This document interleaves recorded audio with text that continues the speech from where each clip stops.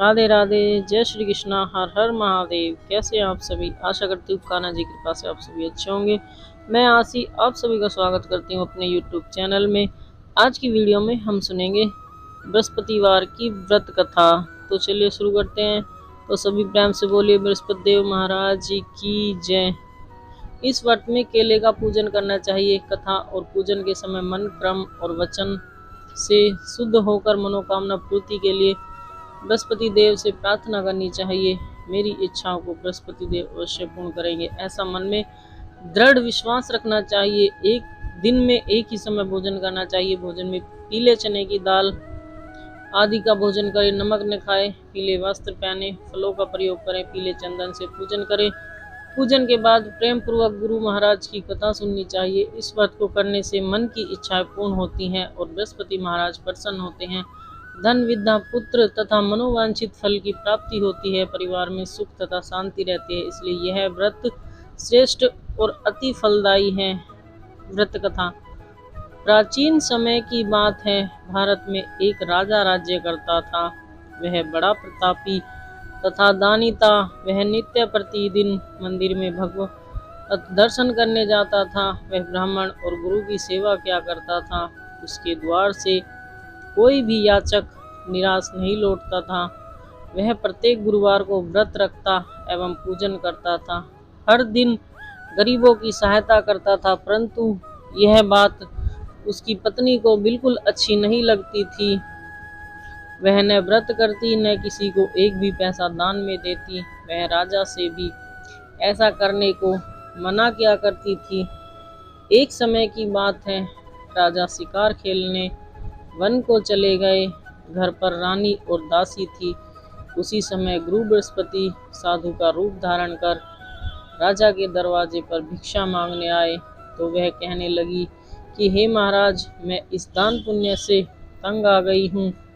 इस कार्य के लिए तो मेरे पतिदेव ही बहुत हैं। अब आप ऐसी कृपा करें कि सारा धन नष्ट हो जाए तथा मैं आराम से रह सकूं। साधु रूपी बृहस्पति देव ने कहा, हे देवी, तुम बड़ी विचित्र हो। संतान और धन से कोई दुखी नहीं होता, इसको सभी चाहते हैं। पापी भी पुत्र और धन की इच्छा करता है। अगर तुम्हारे पास धन अधिक है तो भूखे मनुष्य को भोजन कराओ, प्याऊ लगवाओ, ब्राह्मणों को दान दो, धर्मशालाएं बनवाओ, कुआं, तालाब, बावड़ी, बाग बगीचा आदि का निर्माण कराओ तथा निर्धनों की कुंवारी कन्याओं का विवाह कराओ। साथ ही यज्ञ आदि करो। इस प्रकार के कर्मों से आपके कुल का और आपका नाम परलोक में सार्थक होगा एवं आपको स्वर्ग की प्राप्ति होगी। परंतु रानी साधु की इन बातों से खुश नहीं हुई। उसने कहा, हे साधु महाराज, मुझे ऐसे धन की आवश्यकता नहीं है जिसको मैं अन्य लोगों को दान दूं तथा जिसको रखने और संभालने में ही मेरा सारा समय नष्ट हो जाए। साधु ने कहा, हे देवी, यदि तुम्हारी ऐसी ही इच्छा है तो जैसा मैं तुम्हें बताता हूँ तुम वैसा ही करना। बृहस्पतिवार के दिन घर को गोबर से लीपना, अपने केसों को पीली मिट्टी से धोना, केसों को धोते समय स्नान करना, राजा से कहना वह हजामत कराए, भोजन में मांस मदिरा खाना, कपड़ा धोबी के यहाँ धुलने देना। ऐसा 7 बृहस्पतिवार करने से तुम्हारा सब धन नष्ट हो जाएगा। यह कहकर साधु महाराज रूपी बृहस्पति देव अंतर्ध्यान हो गए। रानी ने साधु के कहने के अनुसार 7 बृहस्पतिवार वैसा ही करने का विचार किया। साधु के बताए अनुसार करते हुए केवल 3 बृहस्पति ही बीते थे। उसकी समस्त धन संपत्ति नष्ट हो गई। भोजन के लिए दोनों समय परिवार तरसने लगा तथा सांसारिक भोगों से दुखी रहने लगा। तब वह राजा रानी से कहने लगा कि हे रानी, तुम यहाँ पर रहो, मैं दूसरे देश को जाता हूँ, क्योंकि यहाँ पर मुझे सभी मनुष्य जानते हैं, इसलिए मैं यहाँ कोई कार्य नहीं कर सकता। देश चोरी परदेश भीख मांगे बराबर है। ऐसा कहकर राजा परदेश चला गया। वहाँ जंगल में लकड़ी काट कर लाता और शहर में बेचता।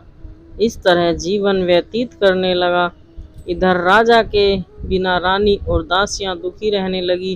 किसी दिन भोजन मिलता और किसी दिन जल पीकर ही रह जाती। एक समय रानी और दासियों को 7 दिन बिना भोजन के व्यतीत हो गए तो रानी ने अपनी दासी से कहा कि हे दासी, यहाँ पास ही के नगर में मेरी बहन रहती है, वह बड़ी धनवान है, तो उसके पास जा और वहाँ से 5 सेर बेझर मांग ले आ, जिसमें कुछ समय के लिए गुजर हो जाएगी। दासी रानी की बहन के पास गई। रानी की बहन उस समय पूजा कर रही थी। बृहस्पतिवार का दिन था। दासी ने रानी की बहन से कहा, हे रानी, मुझे आपकी बहन ने भेजा है, मुझे 5 सेर बेझर दे दो।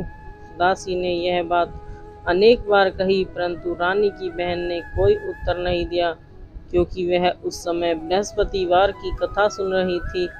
जब दासी को रानी की बहन से कोई उत्तर नहीं मिला तो वह बहुत दुखी हुई, उसे क्रोध भी आया। वह लौटकर रानी से बोली, हे रानी, आपकी बहन बहुत ही धनी स्त्री है, वह छोटे लोगों से बात भी नहीं करती। मैंने उससे कहा तो उसने कोई उत्तर नहीं दिया। मैं वापस चली आई। रानी बोली, हे दासी, इसमें उसका कोई दोष नहीं है। जब बुरे दिन आते हैं तब कोई सहारा नहीं देता। अच्छे बुरे का पता विपत्ति में ही लगता है। जो ईश्वर की इच्छा होगी वही होगा। यह सब हमारे भाग्य का दोष है। उधर रानी की बहन ने सोचा कि मेरी बहन की दासी आई थी, परंतु मैं उससे नहीं बोली, इससे वह दुखी हुई होगी।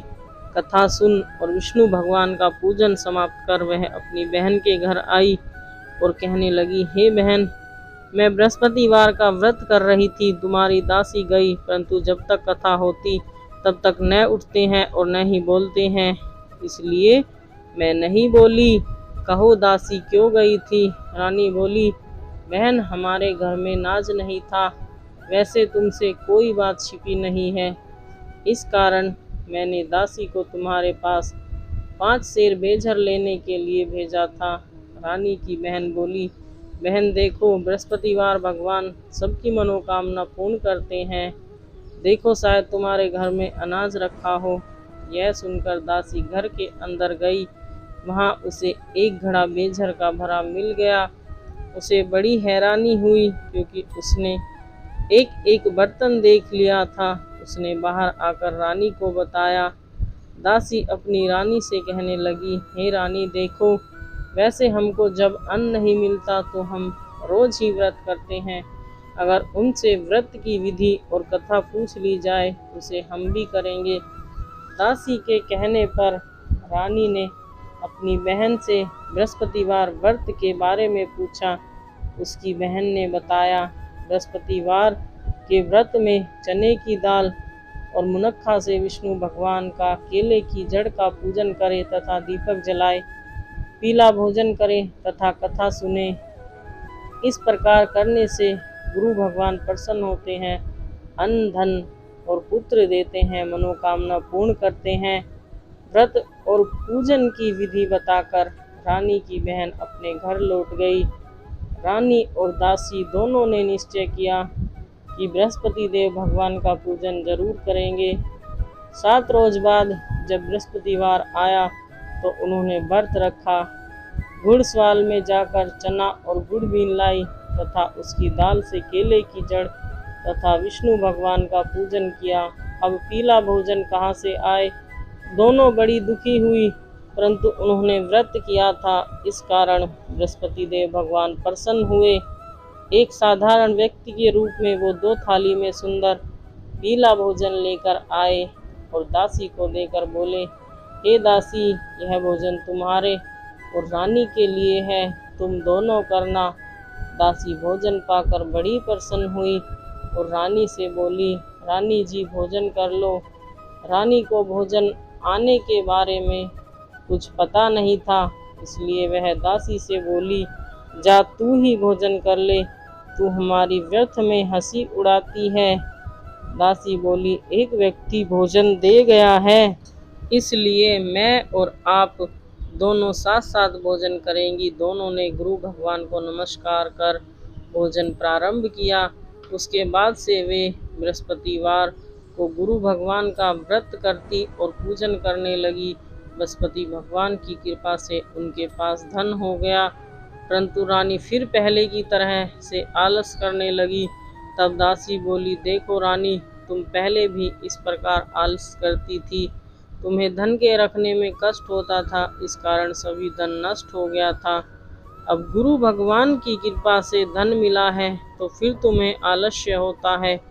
बड़ी मुसीबतों के बाद हमने यह धन पाया है, इसलिए हमें दान पुण्य करना चाहिए तथा भूखे मनुष्यों को भोजन करवाओ, प्याऊ लगवाओ, ब्राह्मणों को दान दो, कुआं, तालाब, बावड़ी आदि का निर्माण कराओ, मंदिर, पाठशाला बनवाकर दान दो, कुंवारी कन्याओं का विवाह कराओ, मंदिर धन को शुभ कार्यों में खर्च करो, जिससे तुम्हारे कुल का यश बढ़े तथा तुम्हें स्वर्ग प्राप्त हो और तुम्हारे पितृ प्रसन्न हो। दासी की बात मानकर रानी ने इसी प्रकार के कर्म करने प्रारंभ किए। उसका काफी यश फैलने लगा। एक दिन रानी और दासी आपस में विचार करने लगी कि न जाने राजा किस दशा में होंगे, उनकी कोई खोज खबर नहीं है। गुरु भगवान से उन्होंने प्रार्थना की और भगवान ने रात्रि में राजा के स्वप्न में कहा, हे राजा, उठ, तेरी रानी तुझको याद करती है, अब अपने देश को लौट जा।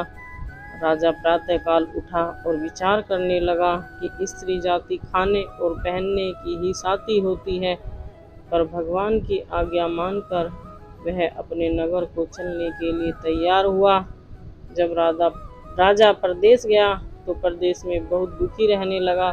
प्रतिदिन जंगल से लकड़ी बीन कर लाता और उसे शहर में बेचकर अपने दुखी जीवन को बड़ी कठिनाई से व्यतीत करता था। एक दिन राजा दुखी हो अपनी पुरानी बातों को याद करके रोने लगा।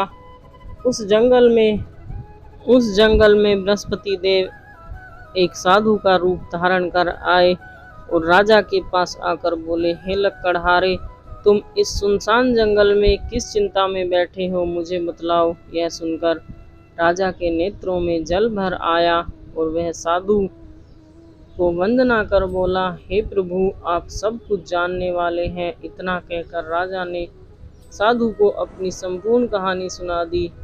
महात्मा दयालु होते हैं। वे राजा से बोले, हे राजा, तुम्हारी रानी ने बृहस्पति देव के प्रति अपराध किया था, जिसके कारण तुम्हारी यह दशा हुई।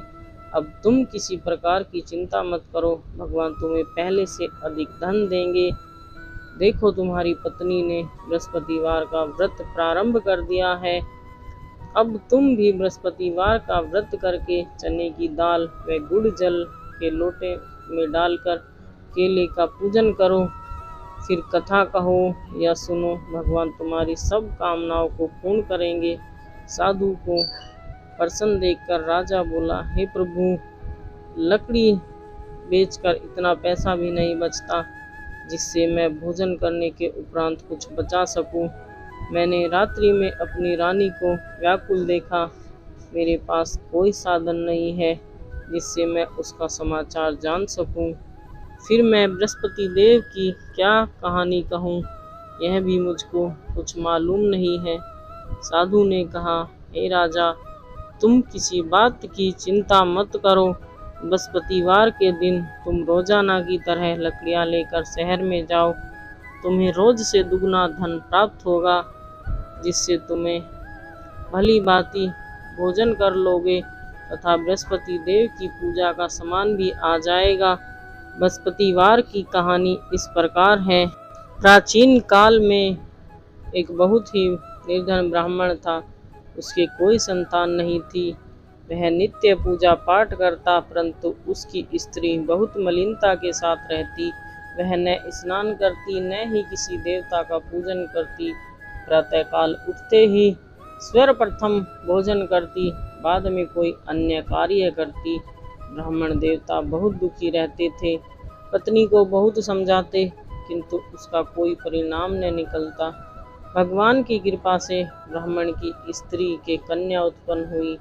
वह कन्या अपने पिता के घर में बड़ी होने लगी। वह बालिका प्रातः स्नान करके भगवान विष्णु का जप करती, बृहस्पतिवार का व्रत भी करने लगी।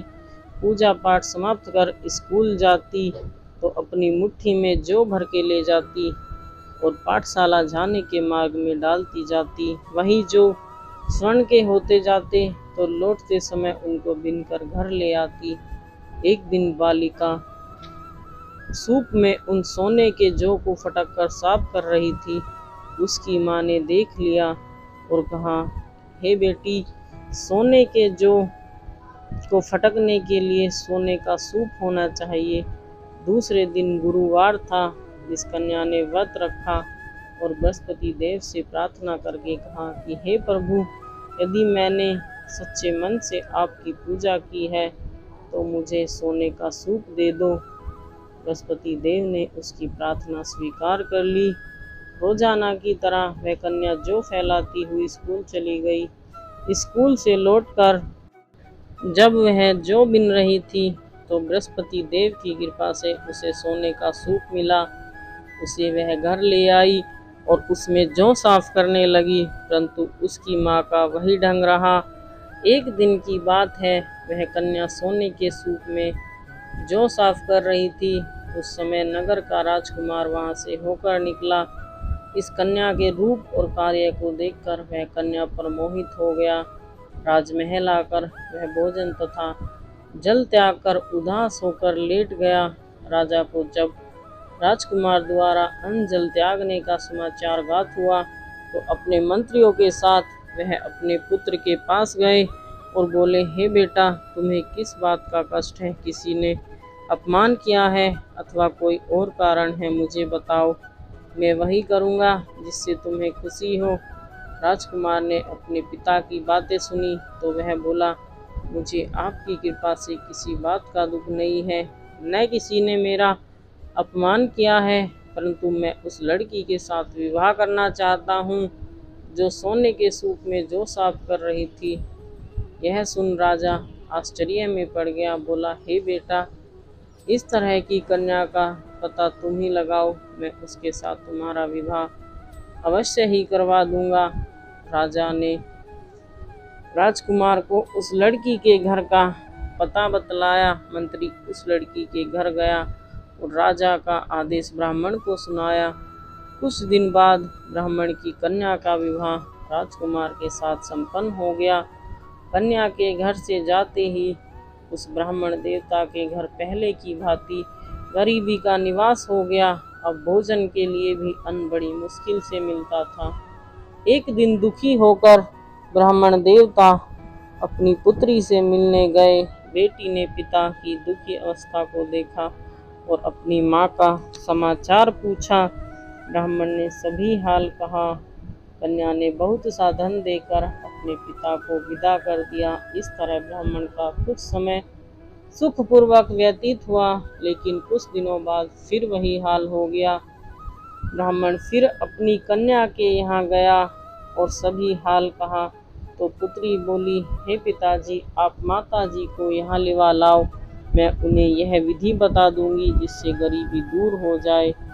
ब्राह्मण देवता अपनी स्त्री को साथ लेकर राजमहल में अपनी पुत्री के पास पहुँचे तो पुत्री अपनी माँ को समझाने लगी कि हे माँ, तुम प्रातःकाल उठकर प्रथम स्नान आदि करके विष्णु भगवान का पूजन करो तो सब दरिद्रता दूर हो जाएगी। परंतु उसकी माँ ने उसकी एक बात नहीं मानी। वह प्रातःकाल उठकर अपनी पुत्री का बचा झूठन खा लेती थी। एक दिन उसकी पुत्री को बहुत गुस्सा आया। उसने एक रात एक कोठरी से सारा सामान निकाल दिया और अपनी माँ को उसमें बंद कर दिया। प्रातः उसमें से उसे निकाल तथा स्नान आदि करा के पूजा पाठ करवाया तो उसकी माँ की बुद्धि ठीक हो गई। इसके बाद नियम से वह पूजा पाठ करती और प्रत्येक बृहस्पतिवार को व्रत रखने लगी। इस व्रत के प्रभाव से उसकी माँ भी बहुत धनवान तथा पुत्रवती हो गई और बृहस्पति देवता के प्रभाव से स्वस्थ हो गई। इस तरह कहानी कहकर साधु देवता वहां से लोप हो गए। धीरे धीरे समय व्यतीत होने पर फिर बृहस्पतिवार का दिन आया। राजा जंगल से लकड़ी काटकर किसी शहर में बेचने गया। उसे उस दिन और दिनों से अधिक धन मिला। राजा ने चना गुड़ आदि लाकर बृहस्पतिवार का व्रत किया। उस दिन से उसके सभी क्लेश दूर हो गए। परंतु जब अगला गुरुवार का दिन आया तो वह बृहस्पति का व्रत करना भूल गया। इस कारण बृहस्पति भगवान नाराज हो गए। उस दिन उस नगर के राजा ने विशाल यज्ञ का आयोजन किया तथा अपने समस्त राज्य में घोषणा करवा दी कि कोई भी मनुष्य अपने घर में भोजन न बनाए तथा आग भी न जलाए। समस्त लोग मेरे यहाँ भोजन करने आए। इस आज्ञा को जो न मानेगा उसे फांसी की सजा दी जाएगी। राजा की आज्ञा अनुसार राज्य के सभी वासी राजा के भोज में सम्मिलित हुए, लेकिन लक्कड़हारा कुछ देर से पहुंचा, इसलिए राजा उसको अपने साथ महल में ले गए। जब राजा लक्कड़हारे को भोजन करा रहे थे तो रानी की दृष्टि उस खूंटी पर पड़ी जिस पर उसका हार लटका हुआ था। उसे हार खूंटी पर लटका दिखाई नहीं दिया। रानी को निश्चय हो गया कि मेरा हार इस लक्कड़हारे ने चुरा लिया है। उसी समय सैनिक बुलवाकर उसको जेल में डलवा दिया। जब लक्कड़हारा जेल खाने में गया तो बहुत दुखी होकर विचार करने लगा कि ना जाने कौन से पूर्व जन्म के क्रम से मुझे यह दुख प्राप्त हुआ है। उसी साधु को याद करने लगा जो जंगल में मिला था। तत्काल बृहस्पति देव साधु के रूप में प्रकट हो गए और उसकी दशा को देखकर कहने लगे, अरे मूर्ख, तूने बृहस्पति देवता की कथा नहीं की, इसी कारण तुझे दुख प्राप्त हुआ है। अब चिंता मत कर। बृहस्पति के दिन जेल खाने के दरवाजे पर 4 पैसे पड़े मिलेंगे, उनसे तू बृहस्पति देव की पूजा करना तो तेरे सभी कष्ट दूर हो जाएंगे। अगले बृहस्पतिवार को उसे जेल के द्वारे पर 4 पैसे मिले। राजा ने पूजा का सामान मंगवाकर कथा कही और प्रसाद बांटा। उसी रात्रि को बृहस्पति देव ने उस नगर के राजा के स्वप्न में कहा, हे राजा, तूने जिस आदमी को जेल खाने में बंद कर दिया है वह निर्दोष है, वह राजा उसे छोड़ देना। राजा का हार उसी खूंटी पर लटका हुआ है। अगर तूने ऐसा नहीं किया तो तेरे राज्य को मैं नष्ट कर दूंगा। राजा प्रातःकाल उठा और खूंटी पर हार टंगा देखकर लक्कड़हारे को बुलाकर क्षमा मांगी तथा राजा के योग्य वस्त्र आभूषण भेंट कर उसे विदा किया। गुरुदेव की आज्ञा अनुसार राजा अपने नगर को चल दिया। राजा जब नगर के निकट पहुंचा तो उसे बड़ा ही आश्चर्य हुआ। नगर में पहले से अधिक बाग, तालाब और कुएं, बहुत सी धर्मशालाएं, मंदिर आदि बने हुए थे। राजा ने पूछा कि यह किसका बाग है और किसकी धर्मशाला है। तब नगर के सब लोग कहने लगे कि यह सब रानी और दासी द्वारा बनवाए गए हैं। राजा को आश्चर्य हुआ और गुस्सा भी आया। जब रानी को यह खबर मिली कि राजा आ रहे हैं तो उसने अपनी दासी से कहा कि देखो, राजा हमको कितनी बुरी हालत में छोड़ गए थे, अब हमारी ऐसी हालत देखकर लौट न जाए, इसलिए तुम दरवाजे पर खड़ी हो जा। रानी की आज्ञा अनुसार दासी दरवाजे पर खड़ी हो गई। तब राजा आए तो उन्हें अपने साथ महल में लिवा लाई। तब राजा ने क्रोध करके अपनी तलवार निकाली और पूछने लगे, बताओ यह धन तुम्हें कैसे प्राप्त हुआ। तब रानी ने बताया, हमें यह सब धन बृहस्पति देव के व्रत के प्रभाव से प्राप्त हुआ है। तब राजा ने निश्चय किया कि 7 रोज बाद तो सभी बृहस्पति देव का पूजन करते हैं, परंतु मैं रोज दिन में 3 बार कथा कहा करूंगा तथा रोज व्रत किया करूंगा। अब हर समय राजा के दुपट्टे में चने की दाल बंधी रहती तथा दिन में 3 बार कथा कहता। एक रोज राजा ने विचार किया कि चलो अपनी बहन के हो आऊं। इस तरह का निश्चय कर राजा घोड़े पर सवार हो अपनी बहन के यहाँ चल दिया। मार्ग में उसने देखा कि कुछ आदमी एक मूर्ति को लिए जा रहे हैं। उन्हें रोककर राजा कहने लगा, अरे भाइयों, मेरी बृहस्पति की कथा सुन लो। वे बोले, लो, हमारा तो आदमी मर गया, इसको अपनी कथा की पड़ी है। परंतु कुछ आदमी बोले, अच्छा कहो, हम तुम्हारी कथा भी सुनेंगे। राजा ने दाल निकाली और कथा कहनी शुरू कर दी। जब कथा आधी हुई तो मुर्दा हिलने लगा और जब कथा समाप्त हुई तो राम राम करके मुर्दा खड़ा हो गया। राजा आगे बढ़ा और चलते चलते शाम हो गई। आगे मार्ग में उसे एक किसान खेत में हल चलाता मिला। राजा उससे बोला, अरे भैया, तुम मेरी बृहस्पतिवार की कथा सुन लो। किसान बोला, अपनी कथा किसी और को सुनाना, तब तक मैं तेरी कथा सुनूंगा, तब तक 4 हरिया जोत लूंगा। जा अपनी कथा किसी और को सुनाइयो। राजा आगे चलने लगा। राजा के हटते ही बैल पछाड़ खाकर गिर गए तथा किसान के पेट में बहुत जोर से दर्द होने लगा। उसी समय किसान की पत्नी रोटी लेकर आई। उसने जब यह देखा तो अपने पुत्र से सब हाल पूछा। बेटे ने सभी हाल बता दिया। बुढ़िया दौड़ी दौड़ी उस घुड़सवार के पास गई और उससे बोली, मैं तेरी कथा सुनूंगी, तू अपनी कथा मेरे खेत पर चलकर ही कहना। राजा ने लौटकर बुढ़िया के खेत पर जाकर कथा कही, जिसके सुनते ही बैल खड़े हो गए तथा किसान के पेट का दर्द भी बंद हो गया। राजा अपनी बहन के घर पहुंच गया। बहन ने भाई की खूब मेहमानी की।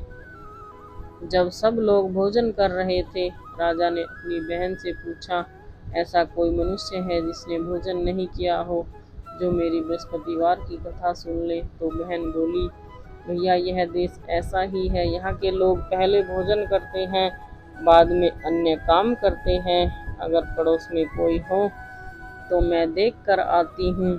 ऐसा कहकर बहन देखने चली, परंतु उसे कोई भी ऐसा व्यक्ति न मिला जिसने भोजन न किया हो।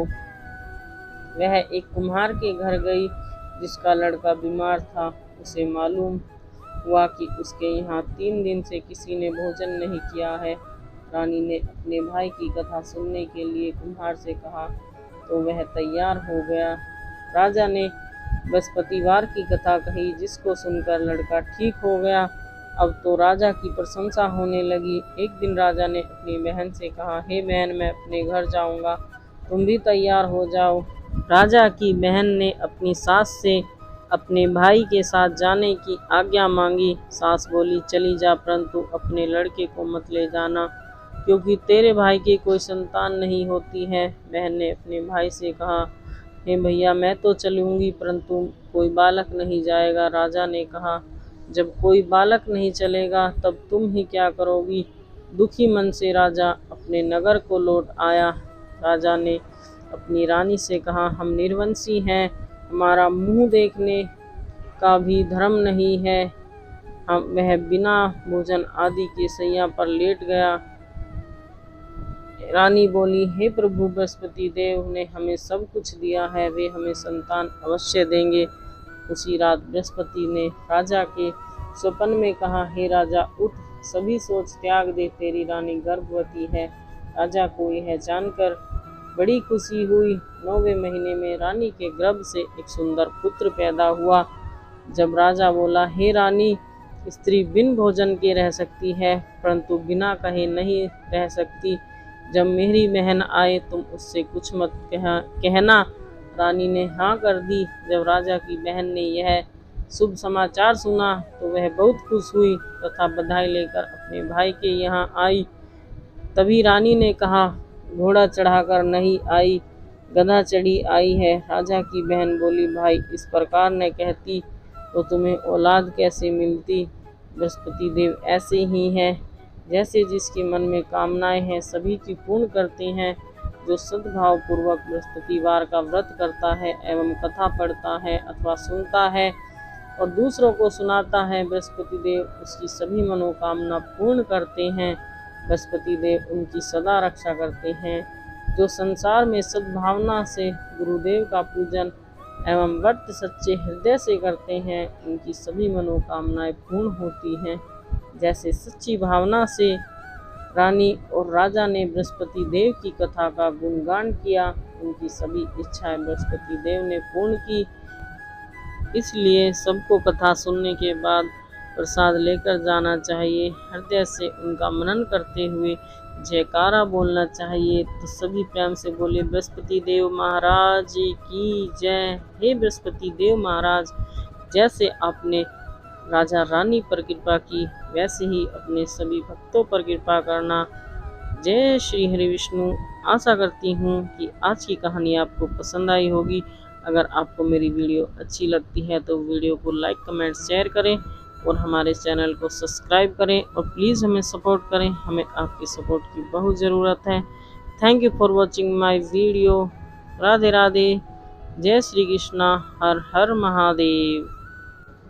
अगर आपको मेरी वीडियो पसंद आई हो तो वीडियो को लाइक, कमेंट, शेयर करें और हमारे चैनल को सब्सक्राइब करें।